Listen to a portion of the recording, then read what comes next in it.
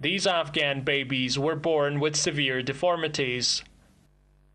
And Mohammad Daud Miraki, an Afghan-American doctor, blames the U.S. forces for these crimes. He says that the U.S. used depleted uranium in Afghanistan. Miraki has described this as genocide in his latest book entitled Afghanistan After Democracy. This book gives an insight how grim life is in this country. All birth defects were revealed through alarming photographic images. Mr. Miraki complains of being overwhelmed by the number of these cases. People had lost their lives without any physical sign of injury. And then there were, of course, bizarre scenes where birds on trees had melted, and that kind of posed the question as to what's going on. The U.S. flatly denies this. These findings have not been supported very much by the Afghan officials too. They refuse to talk to us on this issue on camera. The U.S. bombarded Afghanistan in late 2001 to topple the Taliban regime.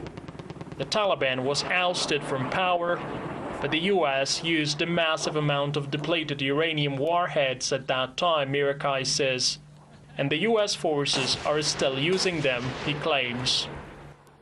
Since 2001, when the U.S. invaded Afghanistan, the U.S. has used a lot of uranium weapons in Afghanistan and many other types of weapons that have no use in conventional warfare.